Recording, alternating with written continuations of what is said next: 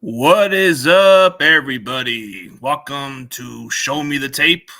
We're going to slowly do some NFL draft prospects. We're going to discuss some guys that maybe you guys might need to check out. We got some sleepers, but hey, we got my guy, Adam Kradush, the guy that knows talent, the guy who coaches. This is the guy that knows everything about the game of football when it comes to the guys in college and all that stuff.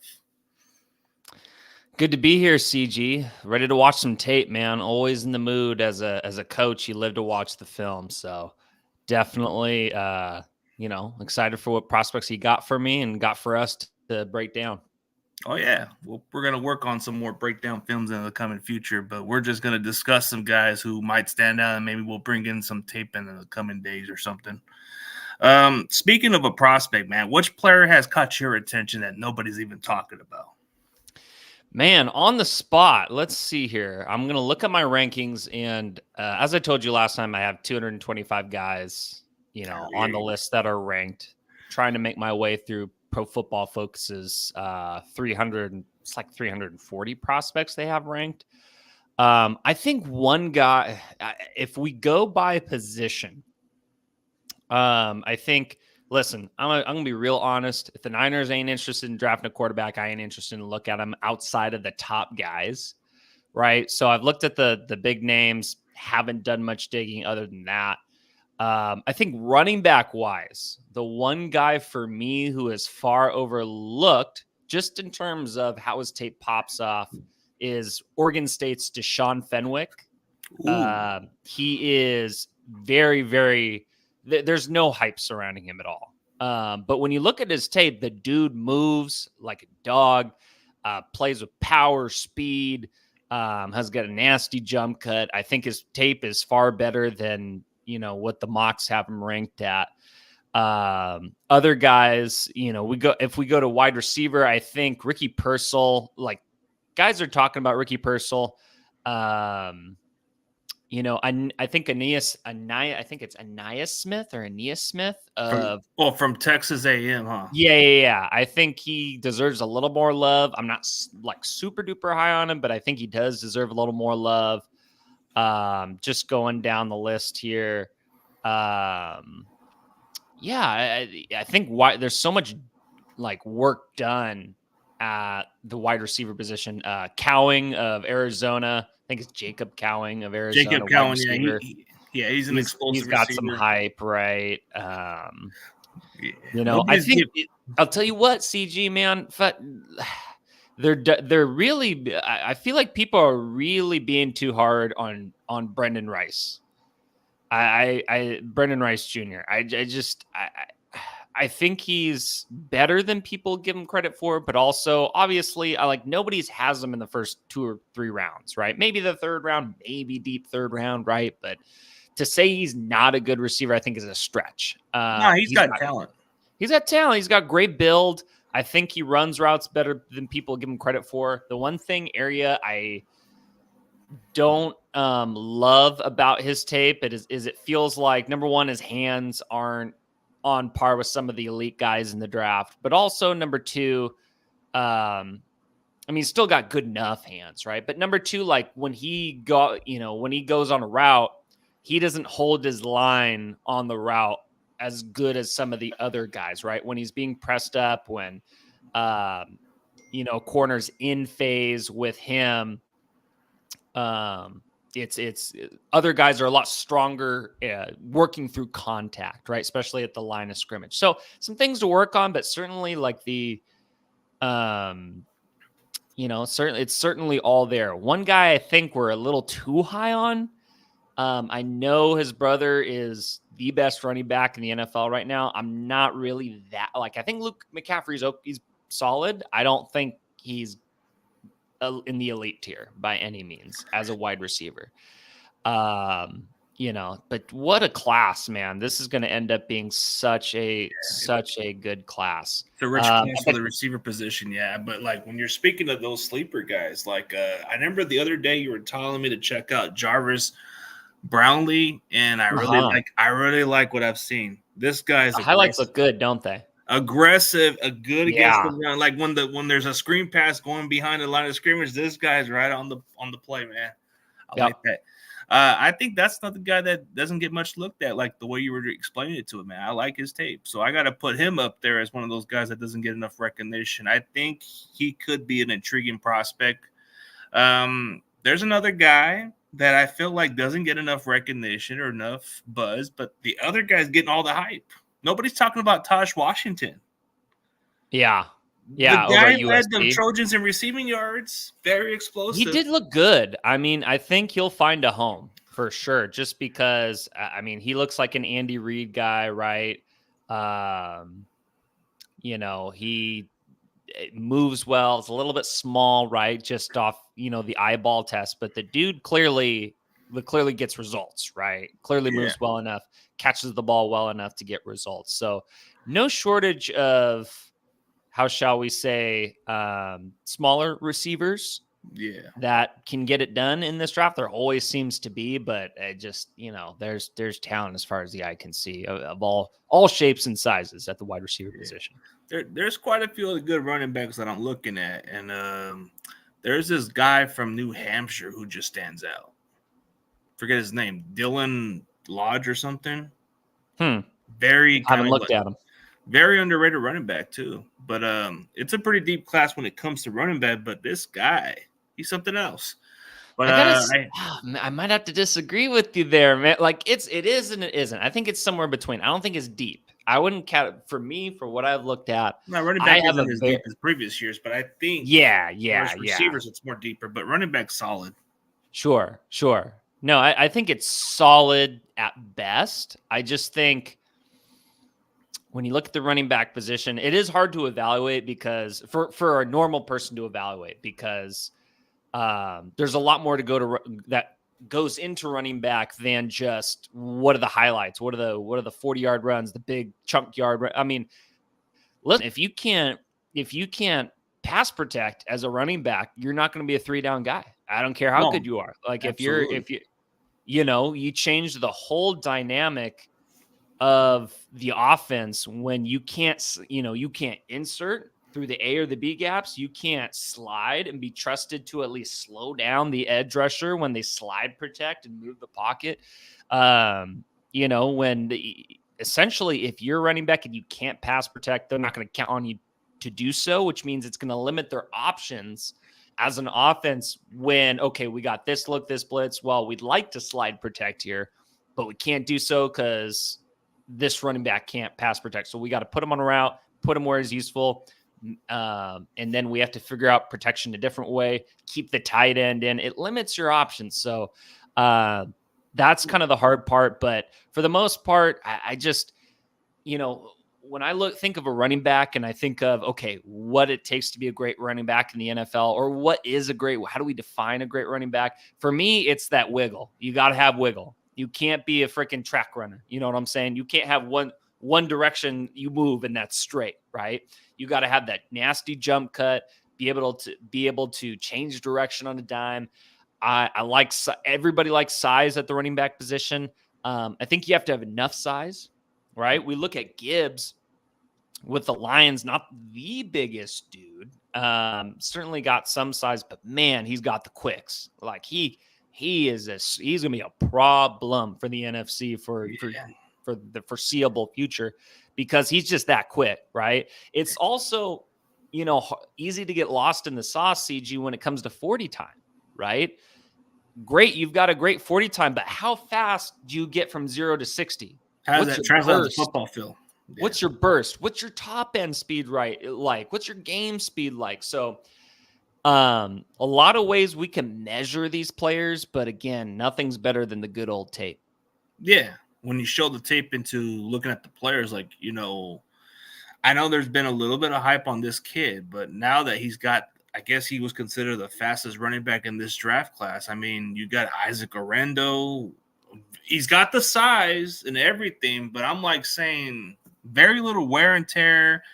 I don't see the wiggle kind of moves from his game a little bit. He kind of seems like a patient runner, patient runner, but he's got the speed and everything you want at the position, the size, but can he be like the kind of guy that can pass block and other stuff? I haven't seen some of that.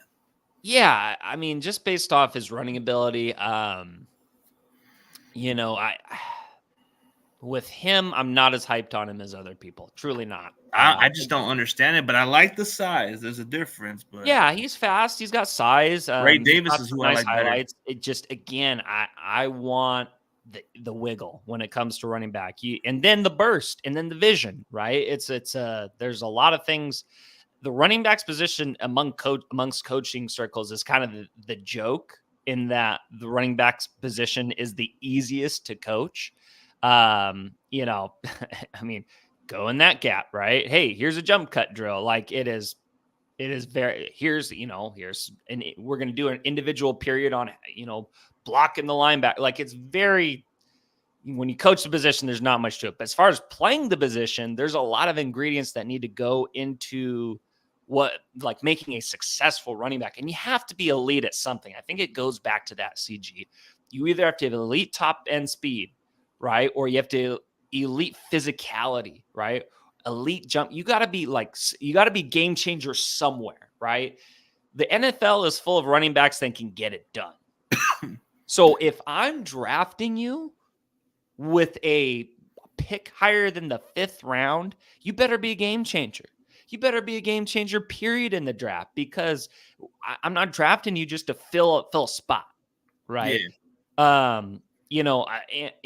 Obviously you can't use one, you can't generalize or overgeneralize or be too strict. And you never know what situation you find yourself in the draft as a team. But at the same time, again, if I'm a GM, if I'm in charge, every draft pick, I want a chance of that draft pick being an elite guy, a game changer, right? A guy who moves the needle for us.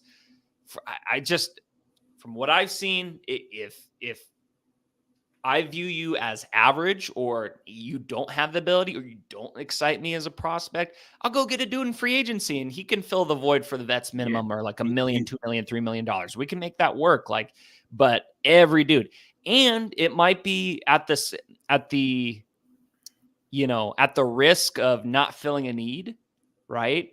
At the risk of, okay, maybe we need corners, but if there ain't no good corners, we better have done our work in free agency. Sign right? some guys, yeah. And right. So you look at the way, like, okay, like as far as running back, it's just we usually get them better in the later rounds. But if there was a running back that I do like just by the film and what I've seen, it's just Ray Davis seems to be a good blocking running back, good receiving back also, and he's kind of hard to tackle too. So he kind of has that little bit of that burst, a little bit of that patience too. But I kind of like his game, but in a way, it's not much of a need. But if we were to get him in some way in the 5th or 6th round, I wouldn't be upset by this choice because he would be a luxury.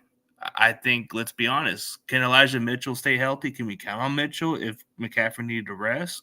I mean, the jury's still on Jordan Mason. They don't trust him enough to play.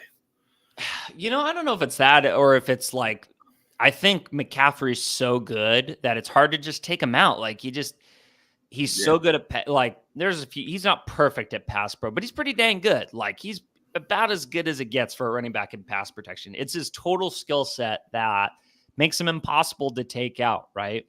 And who knows, CMC might've gone to the head coach and say, don't take me out of the game. Most players say that, but some players make it an extra point. And when you got a superstar who's the best offensive player in the league, you probably don't want to, anger that person. But again, like it's just hard. It's such a drop off from any running back other than Christian McCaffrey, right? But you got 3, right? You got 3 dudes. Mason, I don't think it's a lack of trust. It's just that's how deep the position is, straight up. Every time he's been in, he's been a net positive. Every time Elijah Mitchell's been in, he's done good things, right? So I think it's a matter of Shanahan is just an aggressive coach. He doesn't, believe in taking his foot off the gas pedal, right? When it comes to putting points, offense, probably a next man up mentality for him, right? When it comes to players like, hey, if he goes down, next guy up. I think he didn't, it's not like he put him in for every snap. He did take him out certain snaps and whatnot. Could he have done a little bit better job of managing him? Sure. But I think he was just all in this year, right? All in on making this team the best it could be. So I think if we go to other, unless you have other prospects you'd like to bring up the running back position, I think when we go to other positions, I mean, as far as running back, I did have this one kid last year on my show, but he plays at Monmouth University or something. Sheridan, I don't know how you say his name. He's like a small kind of running back, kind of seems like an explosive running back from the tape. He was very productive. I don't know how you say his name, but I'll look him up again because I had him on my show. I don't know how you pronounce his name, but he was like a small running back. I think his name is Sheridan something, but he declared for the draft this year, which caught me by surprise because I thought he still needed another year or two to be eligible. I usually get some of them college guys on before they go on to the draft, so I think his name is Sheridan or something. I'll look him up. He's a small running back from Monmouth University. Oh, Jaden Sheridan. Yeah, Jaden Sheridan would be like his name is Jaden Sheridan. Yeah, there you go. Jaden Sheridan's like a small kind of running back. He's a receiving back too, but he's a very underrated guy. I think he might be somebody to look at if we were to get him undrafted or possibly. Like I think he would be the guy. Like there's no shortage of opportunity in the UDFA market. Like there's always gems, and I really trust Lynch and Shanny to find those gems, and that's why again remember I brought it up last show. We got Aziz as an undrafted free agent. Oh yeah, linebacker. Shire. Oh yeah, so I'm not possessed to take a linebacker high in this draft. As much as there's no guarantee Greenlaw, Dre is going to be back for week 1 of the season. They're hoping that. I don't count on that. I'm sure he's going to be back. I think we'd all take if we were told Dre Greenlaw for sure was coming back week 8, we'd all take that, correct? Like, yeah, we'd all sign that deal 10 ways to Sunday. So it's definitely a position, and I view running back the same way as I'm not pushing for it. If I'm drafting a running back, it's in the 6th or 7th, like one of the last 4 or 5 picks we got. Yeah, if that. You wouldn't have to roll that. I think you can get an undrafted running back and still get production. Look at Jordan Mason; he was undrafted. Mitchell was a 6th-round pick. Yeah, Mitchell was a 6th-round pick, but I think Jaden Sheridan would be a nice, intriguing running back because I had him on my show last year, and he was the most productive running back, a good receiving back, but I don't know if he was quite a pass blocker, so it's like, yeah. But I have to put it out there for him. But as far as the linebackers, there's only a couple of linebackers that I might just look at and say, I might be okay with this choice. But realistically, Edgerrin Cooper, we ain't going to get. Edgerrin Cooper, we ain't going to get at all. So it's I just think he's really great. He's got everything that he's a top 2 round talent for sure. He's probably going to go in the second. I could see him going in the late first, but early second kind of guy.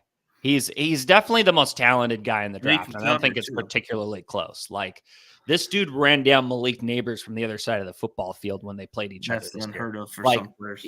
Like you can't at the linebacker position. It's all about speed. I coach linebackers, as you know, and our name of the game when we looked at backers is we wanted speed. We wanted guys who could play sideline to sideline. We wanted guys, again, according to our defensive rules, we have linebacker activation, which means when the quarterback does X, does this. I won't give away too much just out of respect for my defensive coordinator because he doesn't like me giving too many secrets away. But when the quarterback does a certain thing, the linebacker has freedom to go activate and get him, right? Those tails. I'll tell you, man, that 0.1, 0.2 seconds between hitting the quarterback, not hitting the quarterback is everything. You have blitzes, linebacker blitzes, right? Yeah. With the D-line, when the linebacker is a free runner, let's say in the A or B gap, and it's a matter of him just closing out and clocking the quarterback. When he's fast, that becomes way more effective. But if he's slow, I can't tell you how many times it's just that fine line between ball got off, we hit the quarterback, and we hit the quarterback before he gets the ball off, and it's either fluttering in the air, he dirts the ball, or it's a fumble. My backers have clocked a lot of quarterbacks over the last 6 years. I've seen it many, many, many times, and having that speed is everything for me. I'm telling you this, I do not recruit linebacker. If you're a plugger, man, if you're an old school plugger, this might not be the place for you. And I think it would be the same way if I was a GM in the NFL. All respect to Leighton Vander Esch, but that type of guy is just not the mold for the 49ers at linebacker. And he was like the Brian Urlacher mold. Yeah, he was like. Yeah, I will say this though. Brian Urlacher once played safety, so early on in Brian Urlacher's career, like he was a fast dude. So people, because later on he got old and obviously slowed down a little bit, but we got to pay that man his respects. I would say. Definitely respect, but you don't see a lot of the Urlachers. Yeah. It's like he was like a one of a kind, but I mean, you don't see a lot of Julian Petersons of the world. The guy can do everything. I don't think. Well, there's a reason why Eric Kendricks is at this point in his career like a journeyman linebacker, right? He's like going from team to team. Age, playing a factor, but he doesn't got the speed he used to have, right? Yeah. That the get it done speed. I don't think he was ever known for his speed, but he had the speed to get it done. He still gets it done, but what the measurements and the metrics don't really do a good job of explaining is that, shout out to my boy Rockin' New Era. Good to see you, buddy. Rockin' New Era. Thanks for supporting, man. That's my guy, man. I worked with him at the mall back in the day, at Sun Valley Mall. We were selling hats, all the cool looking hats, just the one you got in your yeah. Oh, I got the draft one, but they got a new one coming up too. But yeah, was that last year's draft? Yeah, I saw that. I saw they have new hats. Yeah, they got a black one, and then they got the red one, in a different version of it. But as far as, like you said, I like my linebackers to at least have that aggressive approach where they're going to read around the plays, read the coverages, or if they see a free opportunity, they're going to go after that quarterback with no hesitation. Right.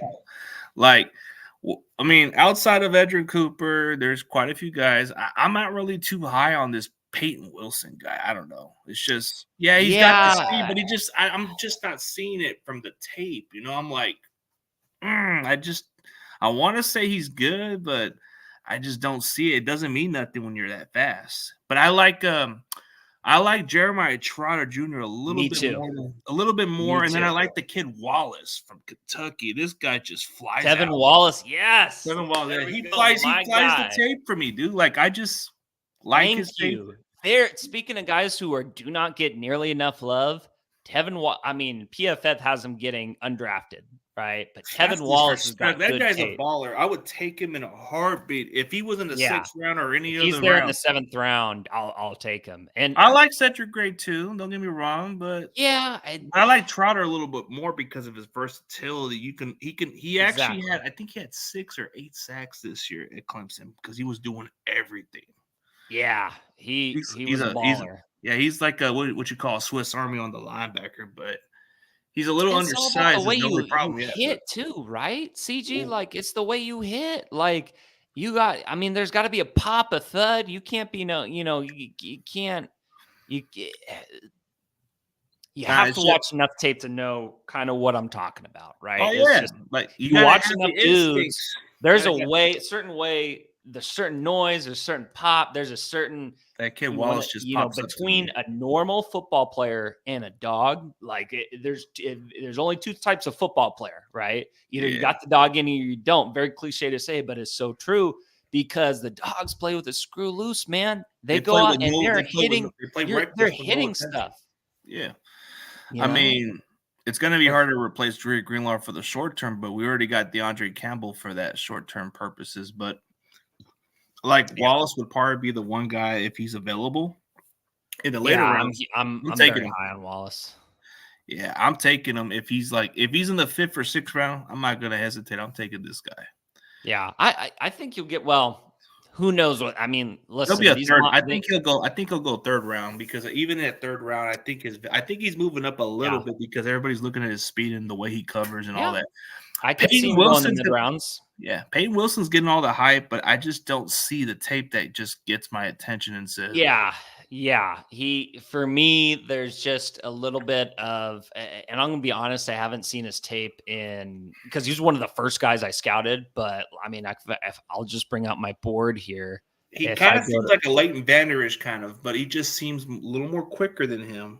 But yeah, just I have him as a 7.75 out of 10, so above average, but not not not. somebody where I gotta get him though. It's just Yeah, just the tape doesn't pop for me, just doesn't, and it's really about how he tackles, the manner in which he plays with the game, the body movement. He's got straight speed. I don't know if he's got that side to side wiggle that you need. It's funny, CG, you probably know this, but the running backs make great linebackers.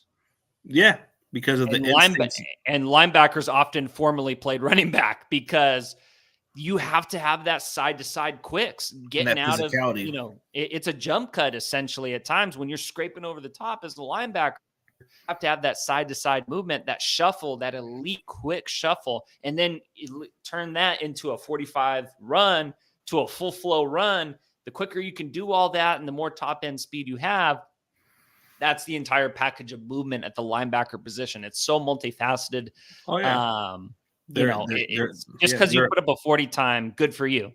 Let me see how you move. You know what I'm saying? It's overrated for me to look at it that way because I mean, you can have the speed in the world, but can it translate on the football field? It's like absolutely. Yeah. For a guy like Peyton Wilson, nice. Hey, you moved your draft stocks, but I just don't see what everybody sees, and I'm like, I like the other guys better, like Trotter. Trotter's kind of he might be a third round or maybe a little higher, but yeah. I think he would probably be somebody that I would take the exceptional with because at least you can use him in different ways. Like I see him as like he can be used as an edge rusher at times, or he can be used as like the other kind of chess piece on the linebacker, which is very vital. Yeah, totally. But I don't think he's the kind of guy that can cover. Is the only question mark from what I'm looking at. Yeah, like he's an instinct. He's an instinct linebacker. Yeah, he's an instinct linebacker. I like his tendency, but his coverage can be something he needs to work on a little bit. Like Wallace, I can tell he got this. I'll tell you this. When it comes to coverage, you can tell the linebackers who are about it in coverage just by their body language. Like if a linebacker drops and he's looking kind of lost in coverage, he's kind of like he is not much of a I don't know how to describe it, but you can tell when a linebacker's lost in coverage. You can tell when he doesn't really, but also that could be on the defensive coordinator too. It's really tough. Like some of these DCs don't set up these linebackers for success, right? Some of these DCs, I mean, they could be more front seven guys, and they could be just telling them to cover grass, right? Like a cover and go to a spot on the field instead of like, we play more match coverage, right, with our linebackers, and we have more match principles. And I don't know how you can't go the route of match and be like, be more of a soft zone guy unless you're just that's who you've been for 20 years or something like that. But when it comes to coverage, it's you don't really see like any guy could cover grass, but you don't really see it until they're manned up on somebody. Then you kind of see the real coverage skills. And then if somehow, in a crazy game plan, they actually, push the linebacker out wide and really put him into coverage, that kind of gives you a tell of like, oh, the DC really trusts him. Like he's a real play, he can handle that. Right.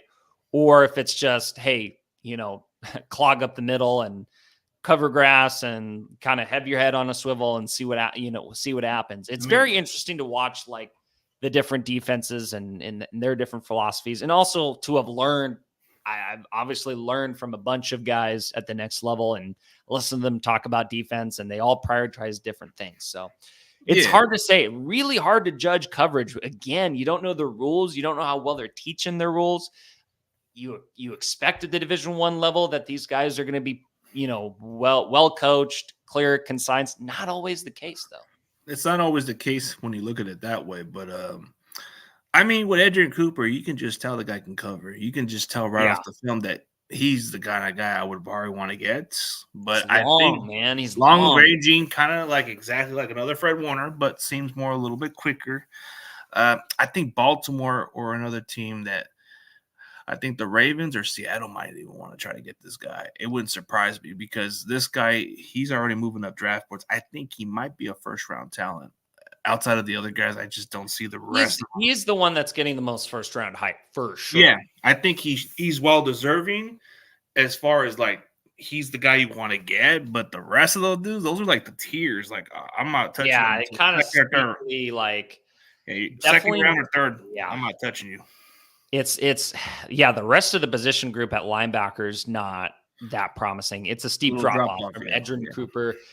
Again, Trotter, I like Trotter too. Like I really do. He'd be more like a solid traditional linebacker, but he can actually play more of the hybrid role if you put him in different sides. Like he can be a good Sam linebacker, or be like your Will if he needs to. But I think he has potential to be a Mike, but he's a chess piece. Which I like Junior Colson as well. Underrated guy, yes. Even though he doesn't, he doesn't test good, but he can tackle. He got instincts from sideline to sideline. Yeah, I like Cedric Gray too. I know you mentioned him, but like his game, I gave him an 8 out of 10. So good prospect. That one kid from Ohio State seems to have nice instincts. Yeah, Steel Chambers. Eichenberg, I don't know how he says. Oh yeah. That's his the other guy in the group. He's Mike. I like his instincts. I like Eichenberg too, but again, I'm sure he's super reliable. But I don't draft you because you get the job done. I want a chance at a game changer. Like I don't play it safe when it comes to picking recruits or prospects. But getting somebody's reliable. Yeah, but how do you know that? Like, great, you were reliable in Ohio State's dumbed down defense, right? Like, I'm just like, good for you, man. Like, this is calculus at the NFL level. That's pre-algebra. Like, I'm going to be honest. They don't challenge those dudes at all, and that's probably why a lot of those dudes in college fail because it's too simple. Like, they fail at the pros, right? It's super easy, super simple. How many Ohio State quarterbacks have failed over the years, right? They failed a lot more, but until CJ Stroud changed the exception. Yeah, like I think you're right about it because Ohio State quarterbacks have failed. Yeah. The only thing you think of Ohio State is their secondaries and maybe some of their linebackers and their receivers and running backs every now and then, but you don't really think highly of the quarterback. It's like I mean, when you've got a guy like Marvin Harrison Jr. who can straight up just run by people and whatnot, and you could put that, game plan that guy to be on an island, and it's a one read type deal where, hey, where's Marvin Harrison Jr.? I'm going to get that guy the ball because he's going to win his route against all these DBs that won't be playing in the NFL, right? So you never know how much they truly dumb down an offense for players, right? Now, am I insinuating any one specific player is dumb? No. If you can perform under pressure at Ohio State in front of 100,000 fans and be successful and execute, that is a huge accomplishment in of itself. But at the NFL level, where so many HCs are so, how shall we say, complex to sometimes over complex. I'm a firm believer that you only need to be like, I'm a Mike Leach guy offensively. Like, I think like him. God rest his soul. But you know why I liked Mike Leach? Because he had the simplest offense, simplest passing game you could ever imagine. Run to the space. It was like a spread. It was like a spread offense, huh? Something that Lincoln. Yeah, the air raid, right? The air raid is something what Lincoln Riley was doing, right? Yeah. So the air raid system is just, the whole premise of it is, okay, we are going to create conflicts in the secondary because you're only running a few different coverages and you can only have so many safeties back there at one time. So if I have 3 vertical routes and you only have 2 deep safeties, guess what? I'm thrown to the third guy who's open. You know what I'm saying? And it gives me a chance to stretch the field with that other guy. Yeah, but it's like some of these have OCs, the motions, and they're like listen, as an offense, you want to be an in and out menu. You don't want to be a freaking Applebee's menu where you ever picked up okay, listen, I like Applebee's. So maybe I like the reference. It just sounds kind of maybe a bad description. But pick it, that restaurant. You've been to that restaurant. Oh, here's a good one. Cheesecake Factory, right? Well, You I go to love Cheesecake Factory. Yes. Right. I don't dislike it, but do they do anything like outside of cheesecake, right? Let's go with the main courses. What do they do elite, right? They don't do anything elite. What does In-N-Out do elite? They do a few things elite, and that's what good offense is about at the college level. But it just doesn't quite translate to the pros, because in the pros, everybody's fast, everybody's quick. You don't have, every once in a while you get a receiver who can just run by people like a Randy Moss. Every once in a while you get a Reggie White or a Nick Bosa who you line him up and he's just, mulling dudes over, right? But for the most part, you have to be able to do it between the ears, especially against quarterbacks, especially 10 years ago, like Manning, Brady. I got a quick story for you. So Gerald Alexander, you remember when the Niners interviewed Gerald Alexander? Oh yeah, the safety coach for the Raiders now, right? I believe so. Yeah. Gerald Alexander was at Cal, and he produced one of the most impressive seasons, the most impressive season I have ever seen from a back end at a mid-major school. This dude, his unit at Cal, I believe led the nation in picks or was at the near top.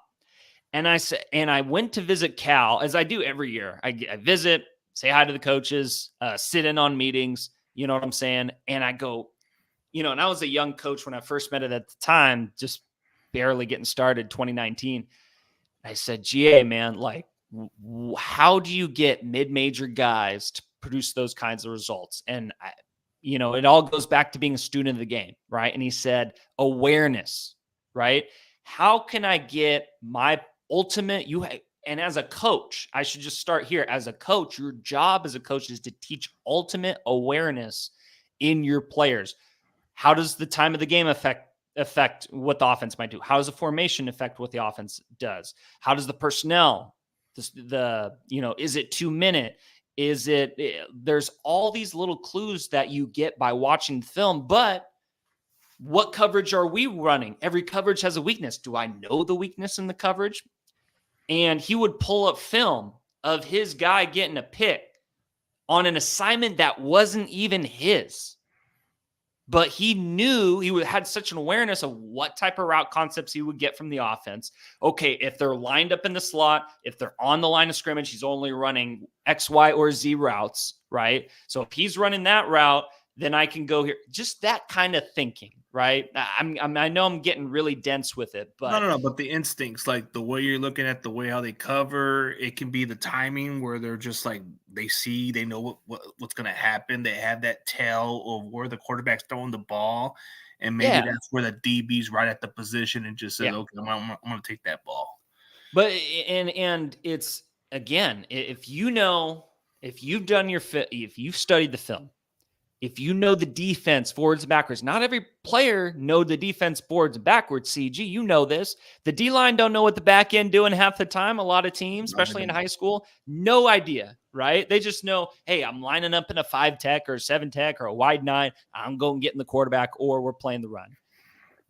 Stuff like that. So yeah, our instincts is just to rush the passer or at least do exactly. That. So again, when you create that awareness and you know your issues in the coverage, you student the game, you have confidence to play fast on the field, right? And you can tell players who are slowed down because it's too much between the ears for them. Like there's definitely a handful of players this draft that I've looked at, and just by the mannerisms, because I've watched it so many times, CG, so many times, I know what it looks like when you don't know what you're doing out there. Right. Yeah. But you might be more talented than the guy behind you, and that gets you a leg up at the college level. But the NFL level, you will get weeded out very quick if you are not a student of the game, unless you're just a freak of nature. Then you don't got to be that smart. Like at certain positions, you don't got to be that smart. But for 99% of the population of the NFL, you got to have intelligence. You got to have the mindset. Like you look at Sherman, not the fastest DB in the world, but It's all about what's in the mental mindset where he gets ahead. Absolutely. I mean, there's a lot of DBs that I've seen over the years who didn't have the fastest 40, but they were very effective when they were put in the right system. I mean, I guess another example like Brendan Bronner, just a big DB, big dude from the. He wasn't the quickest. I think he ran a 4.69, but just wasn't good position to make plays. Played physical. Wasn't your flashy player, but just had the size where you're like, damn, this guy's just bigger than most of the other receivers out there. But he had the technique, which stood out. Yeah. Was he something spectacular? No. Yeah. But I look at that talent. Like, I think when you look at the players in the draft, you want to get somebody who fits your system more than just the best talent. You know, I don't care if you're the greatest talent in the world. You can have the world-class speed all you want. I would rather have a guy who probably runs a 4.6, but has the mentality, thinks right outside of the game a little bit, and plays a lot faster than what his time says. You know what that brings up for me, though? What irks me about some guys that are considered elite at the NFL level is I feel like their system excludes more talented players sometimes. Yeah. So, case in point, like, and I don't listen. I'm not in the room with those guys. I'm not in those meetings. I'm not going to pretend to read their minds and know what they're thinking. But what I do know is that I know offensive coordinators have studied offensive coordinators whose system maybe like for one reason or another doesn't fit a certain player's skill set, but that player is really elite at a certain skill set. So who's in the wrong, right? In my opinion, if you are not multiple enough, if you are not flexible enough as a DC or OC to utilize a player with a strength, you're not good enough as a coach. I'm sorry. And it's going to be your downfall that, like, could you imagine, CG, if you look at Patrick Mahomes and go, well, I don't think he can run my system. What are you talking about? This guy does everything you ask him to do. I mean, he would be like, I think he would be what you call adjusting to the system. Like, yeah, like he's elite. Elite talent can adjust to anything. Like, Justin Herbert is an exceptional talent. I think you just have to build around him, but he's very elite in some traits. Put an offense together that supports him, right? Yeah. But and to say Josh Allen, but to put Josh Allen in some different type of offense, I'm kind of curious to see what he does. But I think he's still the elite. Exactly. And you're going to turn down Josh Allen because, I don't think he can, make this read. Screw your reads. Screw him. I want a guy who takes chances, even though it might be a little risk taking at times. But I mean, a guy who makes plays. Listen, football is a simple game made harder by coaches. One of my favorite quotes I've ever heard, right? It's a simple game made harder by coaches. You put 11 dogs on the field on offense. You put 11 dogs in the field on defense. Put dogs on special teams. Dogs, like, you got the most talented dude at every position against another team, you're probably going to win. Like, no matter what you run, as long as it's organized, as long as there's a rhyme and reason to it, as long as it's clear and concise and everybody's on the same page, you're probably going to succeed. Again, San Mateo down the street from where I live here in the city. Obviously, I coach at Laney, but they've been successful for a long time running just zone. They don't run all that much offensively. They run only a few different passing concepts. Every year we go into the game and, not to brag, I've been a part of the only defense that shut those dudes out. Right. So there's a recipe on slowing it down, but it just takes a lot of adjustment. There is, but you need the dudes. I mean, you just listen. If they line up in the trenches and they're moving you on every single play, there ain't no scheme for that, right? If you're getting moved and bodied and kicked out the club on every single play, forget it. Like you're just getting marched down the field. They're going to run the ball every time. So I think at the NFL level, scheme matters a little more because the talent is a little more even just because of the way the salary cap is set up. If there was no salary cap, the Cowboys would probably be the best team every year because they spend the most because they're worth the most. That's a guess. The Niners would team with deep pockets. I think lower teams can compete, but again, it's a little more baseline. Yeah, I just think when you run a different kind of scheme, you want to have the guy that fits more than getting somebody who just don't get me wrong, he can be elite and do everything, but can he actually fit the system? Right. I mean, he's got to be an intelligent football player. He's got to be adjusted to it and be a little bit more solid or better at that spot too. So I would think he would be the kind of guy. Like, I think this is where we get an idea on the draft. So I don't really think we're gonna go quarterback. So I think undrafted quarterback. I wouldn't even think about it. But, I wouldn't. But if there was one wants to draft a quarterback, I wouldn't. Yeah, if there was one undrafted, that I can see us signing, it would have to be somebody who could fit the system. I would think somebody like a Rocky Lombardi, who I just interviewed months ago. He seems like the kind of guy that kind of operates the system, very efficient, doesn't put the flashy stats, kind of seems like the kind of guy that we want to bring into our camp or something. Yeah. Here's my view on drafting a quarterback. Don't do it, 49ers. Don't do it, because here's my reasoning. You got to take liberties somewhere.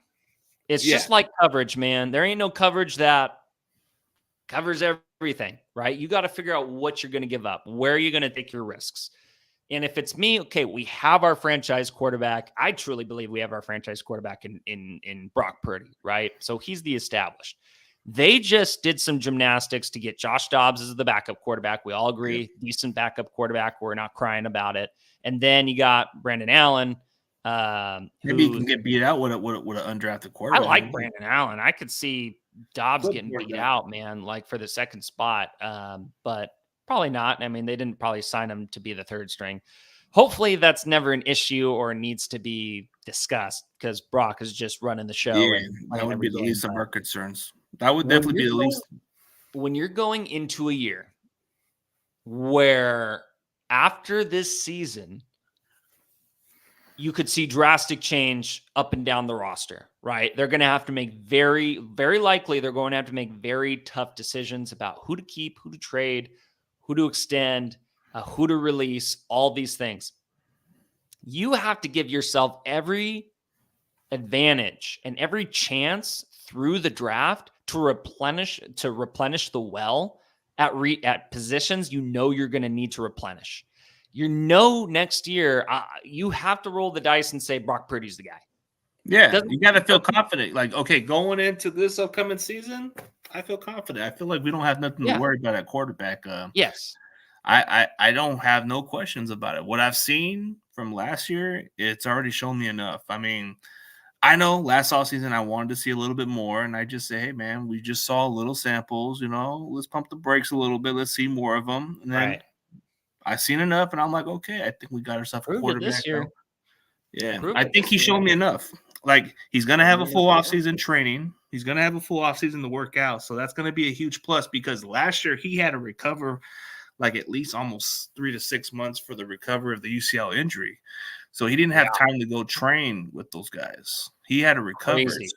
Yeah. I don't know how he did it, man. And the defense had time to look at film too. So he's shown me that he can adjust. So I've seen enough of Brock Purdy. I think he's already shown me enough of what he can be.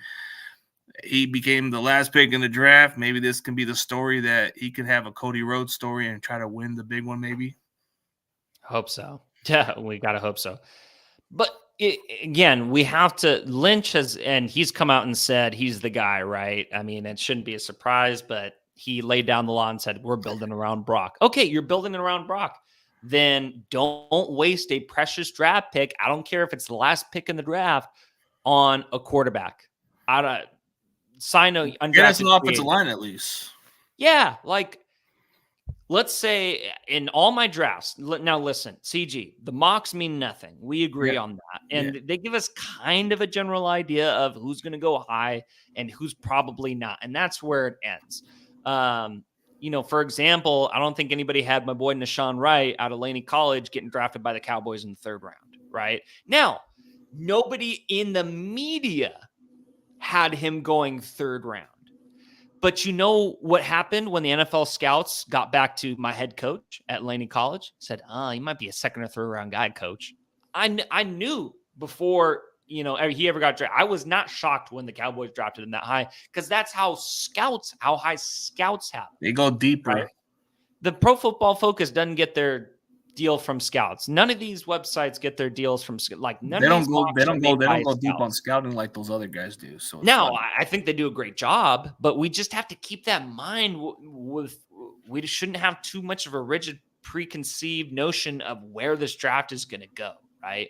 I just I'm ready for all sorts of surprises, and I'm excited because I want to cross-reference. This is my first time scouting all the players in the draft, or has met a majority of the players in the draft, and I want to see if the scouts kind of think along with what I'm thinking, or the media thinks along with the scouts. I'm really excited to see where that goes. But to my original point, just to be short with it, too precious of picks. You could use that last pick on the draft. Let's say in all of my mocks, CG, if we just go off the mocks, I've had Tevin Wallace as my last guy picked because he's been there. If he's available, that would be just a shocker if he's available in the last pick of the draft. PFF has him as like the 298th best player in the draft or something. I mean, if I had to go by the last pick for the Niners, man, it would have had to be a position that we didn't have a need for, but it can be a luxury, like let's say a running back or somebody who can move the fullback at some point down the road. We could he's not gonna. We know we don't have expectation for him. We can just because Juszczyk's got one more year, so you don't know what you got. We'll see how that goes next year. You don't know how that plan's gonna work because he's only here for one more season. And me and Tom Jensen were talking about this one guy, and I'm actually going to go into his one of those football camps right towards my area, and he happens to play running back. But if you switch him to fullback, he's a good pass blocker. He can catch the ball at the backfield. I'm talking about Kendall Milton. We could take a flyer on that kid from Georgia. We don't have to put him as the running back, but maybe slowly develop him and maybe try to redshirt him into a fullback. Again, it's also organizational philosophy. We agree. Can we agree that the Niners are going for the Super Bowl again this year? We agree. I believe there's no other team in the NFC that can stop us at this moment. They can try to bring as much weapons as they want, but I feel like as long as we are a healthy unit, I don't think there's no team that's going to stop us. I agree. I think the Eagles have the talent, but I just don't think they've done enough on defense. We'll see through the draft what direction Detroit has the heart. Detroit has the heart of a talent. You look at Green Bay; they're on the cusp of being good, but the Rams they're kind of going back to form, but missing Aaron Donald kind of hurts them a little. Did they move the needle? Did they move the needle? But they are kind of creeping. They are creeping. Yeah, I mean, I can say 3 teams are maybe in the consideration, but I don't think they don't stand out against the rest. Look, for example, Tampa Bay, Atlanta. I don't know. Atlanta, I just don't know.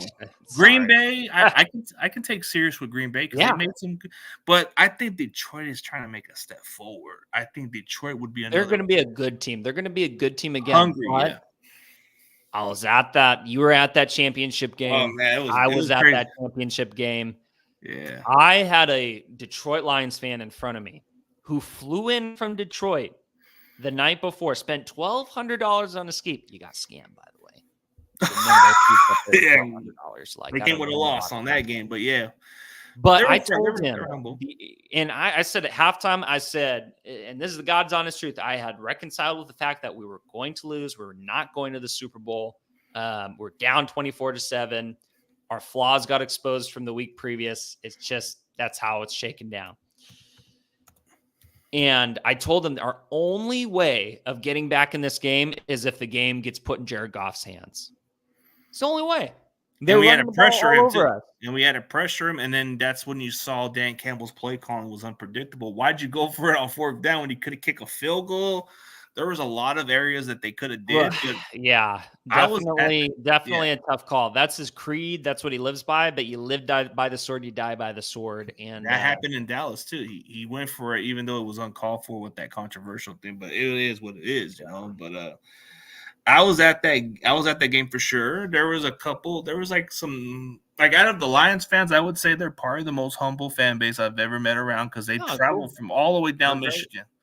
Yeah, they travel all the way down Michigan. They weren't like those kind of rowdy fans that would start something with you. They would just be friendly with you. But there was maybe a couple of cocky fans, but they kind of went silence quickly, so they didn't even bother. Oh, they were cocky. And so I didn't feel too bad about beating them because they came in. The only chant they knew was Jared Goff, Jared Goff. And I was just like, all right. And I was like silencing them. And I say, why do the Rams move on from him? And then they just went, I kept yelling about it. And then they just went silence for the rest of it. You saw it in the championship game, man. Like, if that guy's got a clean pocket, he'll make the throws. Yeah. But once I kept throwing the Rams reference, they just started like just not even answering it.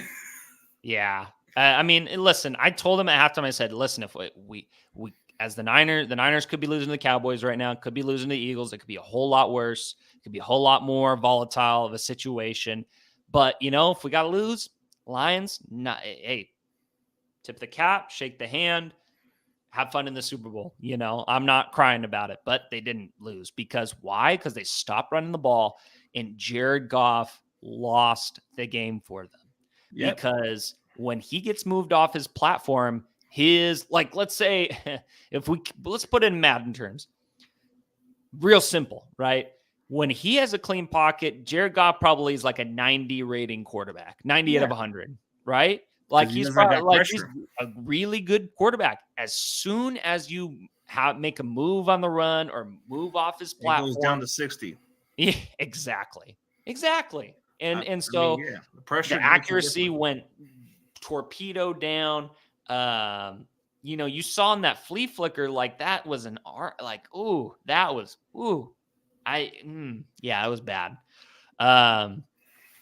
So that being said, Detroit, they're a great team. They're going to get great results. They're going to make the playoffs next year. As far as being a Super Bowl contender or a contender to win the NFC, I don't see it happening as long as Jared Goff's the quarterback. So who do you see as a threat to the Niners, just realistically? Just like you just pick one, I'd be like, oh, we got to get through this team to get. If I had to go with one, I'm rocking between two teams, and it's the Packers and the Eagles, right? The Eagles have the superior talent when they're fully healthy. Like they have a ungodly amount of talent. Now they lost Fletcher Cox, they lost Jason Kelce. Like you can't just replace two Hall of Fame guys, right? Yeah. So even if they're at full strength, they're not going to be what they were last year. And they flamed out last year, right? But that was they might be more better than they were. They might be a little bit better now since they kind of like flamed out and changed. Yeah, I think they will, and I think they'll improve, and I think they'll be a strong team again. The only thing that would prevent them from doing so is Jalen Hurts, and Jalen Hurts took a step back last year. We just say what it is. He played great for the first 10 or so games of the season. Then they played the Niners, and it just went all downhill from there. But I think part of that too is because the offensive scheme was just so lacking. It was really, really bad. I've talked about this before. It was embarrassing. It was like some high school Harry stuff. Just no hot answers. No answers for specific blitzes, and they were throwing away from the blitz and just doing all the things that you shouldn't do, especially, and so what did the Bucs do in that playoff game? They blitzed the heck out of them, and they had no answers. So now I think with Kellen Moore, they will have answers for the blitz, and that will make them better. Will it make them elite, a true number one seed? I don't know that they will be. I know they added Saquon. Listen, he's a great player. DeAndre Swift was also a great player. I think he adds the passing element to a degree to their offense. I don't know that it's going to be enough to win the NFC. I think they'll be a top 3 seed. Like that's pretty realistic. But the Packers have the quarterback, and that's really the difference for me. The Packers have a quarterback that can win you a game, can take over a game, as Love showed against the Cowboys. He was very close to beating us. I think he's got to sharpen up some things for sure. But he's got potential. He's got really good potential. Man, like all the potential in the world. Now, one thing I don't think we take into account, CG, is with Jordan Love, is that it's not like last year was his rookie year. He's been sitting on the sidelines for a while. He's been learning. Yeah, so some of the things he's not polished at, it's like, really, by now you're not polished at that? That's my. That can be something that we can definitely exploit and capitalize on the most if he doesn't work on that area. But I feel like like you said, there's a couple teams that might just make a run for the NFC, but I think just realistically, I think there's just not a single team I can think of. Like, I think Philadelphia would probably be the closest second, in my opinion, because I think they're making a step going forward because of their secondary. It should be better because they just got Gardner Johnson back. They got a few other key pieces that they were lacking. Mm-hmm. Linebacker was probably one of their biggest weakness. I think they're going to so atrocious. yeah, they're going to address it throughout the draft. I think that's where they're going to make a step forward. But if there's a sleeper team that might just be a little surprised, I just don't know how everybody's just going to sleep on this team. But you might have to take into consideration. You might have to take into consideration with this sleeper team. Like, what if the Atlanta Falcons just needed just a quarterback? And we've seen how they play close games. Yeah. They just needed a guy to close games for them. And I think Atlanta is just making a step, but how far? Mm-hmm. I'm not saying they'll be a playoff team. If Cousins stays healthy, I like him as a playoff team. The Cowboys are a regular season team, so they're probably going to put it together. I think Detroit they didn't make any moves. They lost Pollard, so the running back position is a little bit of a question mark, but they'll still get results. The Giants are dismal if we look at the NFC East as a whole. The Commanders made some nice moves in the offseason, but I see them as a years away from being good. I see the Commanders as like a fringe playoff team. Another year they would need another year to be really good. I think. I agree. I think for this team that might just be never say never is, Detroit, they got all the talent. Just really depends on how they finish. I just think Philadelphia might just be a little better than the previous years because the other year they were in the Super Bowl, but I think they were lacking dogs in certain areas, and that's what we took away from them. This is an even playing field, and this is my bold prediction if this happens. I think Niners and Eagles are going to have an NFC Championship game. Oh, that would be fun. It's going to be at Levi Stadium. I think this is what's going to happen. They're going to get this little revenge tour, little matchup. They're going to have these two teams who kind of collided, like in Philadelphia in the championship where Brock Purdy was injured. And then there's a possibility you have Kansas City facing a team like Houston or something. I don't know. We'll see how that plays out. But I think Houston might be the hottest AFC team going forward. They're trending in the right direction. Climbing up the ladder. They definitely got better in the offseason, right? Yeah. They're trending in the right direction as far because DeMeco's actually kind of like, how do you turn around a team with not that much talent, but get a bunch of these guys and make them into playoff contenders right off the bat? It's good talent valuation, right? Like, I think DeMeco's and their whole staff at Houston have an eye for talent. Just point blank simple. If you watch film on the Texans last year, they got dudes who could play at every position. DeMeco's got the offensive scheme philosophy down pat. They look really good. And I think the only thing that did them in against the Ravens was they couldn't run the ball. They could not run the ball, CG, to save their life. It was sad. It was tough to watch. So if they change that, I know they traded for Mixon, which could help. How much of a difference that made. You gotta, running the football, you gotta have the right idea. You got to have the right scheme, right? You got to call the right scheme at the right time against the right players and get the matchups going. What side of the line of scrimmage are we going to run the ball? There's so much that goes into having an effective running game. So like look at Andy Reid in the Super Bowl. That dude couldn't run the ball to save his life. I mean, it was tough sledding for, their running game. They ran, a lot of trap, some, ISO. Just did not work at all, right? So I think that's their next step offensively. And then defensively, they have to continue to build what they've been building. I think that's where they're building mostly is the defense, but they got some offensive weapons also. So I think they can make strides in the conference championship because of the way they're building the right way. Build around CJ Stroud. Build your defense the right way, like the way you're building it, and it's going to be a top 5 unit for sure. I think we pretty much cover everything, but maybe next week, by next week, you can give me some suggestions on some tapes on these other rookies. I mean, those draft prospects, and we can do like a little breakdown. Just after we check the video, we can just pause it and give us our thoughts of the videos and stuff like that. Yeah, because we were just doing a little introduction, what we can expect to do. You know what I mean? Yeah, totally. And coming from a guy who coaches, and does everything, this is the kind of guy I would like to work with. So this is good. I appreciate that. Yeah, and I agree on some of your takes on what you're saying. You're spot on. Like, I think we just can't wait for the season to start, but we're getting started. It's just we'll do some breakdowns. 23 more Sundays, something like that. Yeah, 3 more Sundays, but we'll do a couple breakdowns. But give me some suggestions, and we'll do one individual player, and then maybe another week we'll do a different one. But yeah, we'll give some people a little bit more tape. But if you want to put it onto your podcast or something, you can put it on your live or your broadcast also for future reference. You can share it, bro. Perfect. Help you get some algorithm, man. Help you anyway, man. Appreciate it. Appreciate it. It's a lot of fun. We've been going for an hour. I know we can go on for a little more longer, but we gotta just give more for next week, man. So save it for next week for sure.